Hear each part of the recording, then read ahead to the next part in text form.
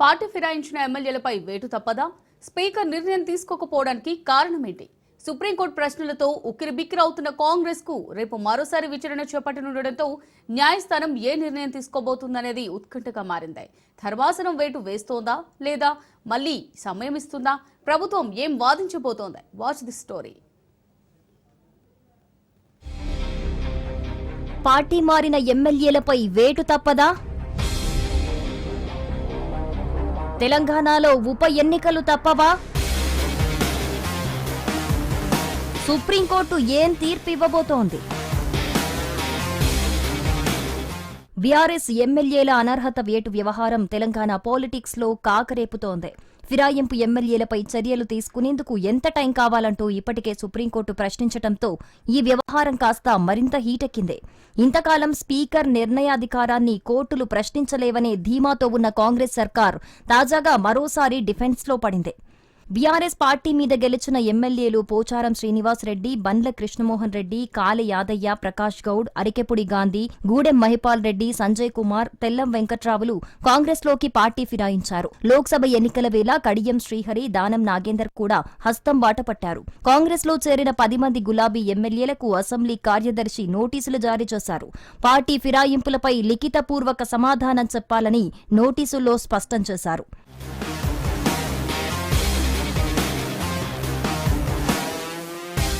తెలంగాణలో 10 మంది ఎమ్మెల్యేల పార్టీ ఫిరాయింపుపై సుప్రీంకోర్టు రేపు విచారణ చేపట్టనుంది. ఇప్పటికే పార్టీ మారిన ఎమ్మెల్యేలకు నోటీసులు జారీ చేయాలని అసెంబ్లీ కార్యదర్శికి ఆదేశాలు జారీ చేసింది supreme court. BRS working president KTR, MLA పాడి కౌశిక్ రెడ్డి దాఖలు చేసిన పార్టీ ఫిరాయింపుల పిటిషన్పై ఈ నెల 10న విచారణ జరిపింది సుప్రీంకోర్టు.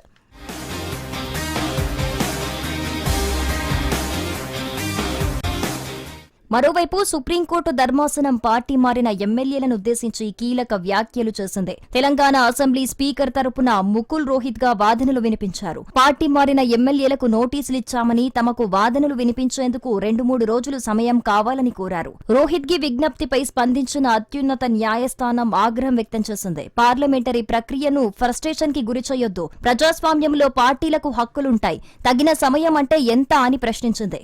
పార్టీ మారి 10 నెలలవుతోంది, ఇది రీజనబుల్ టైం కాదా అని ధర్మాసనం వ్యాఖ్యానించింది. అందుకు సుప్రీంకోర్టు ఇచ్చిన టైం ప్రకారం రీజనబుల్ టైం అంటే 3 నెలలే అని బీఆర్ఎస్ తరపు న్యాయవాది తన వాదనల్ని వినిపించారు. ఇరుపక్షాల వాదనలు విన్న కోర్టు ఫిరాయింపు ఎమ్మెల్యేల అనర్హత కేసు విచారణను రేపటికి వాయిదా వేసింది.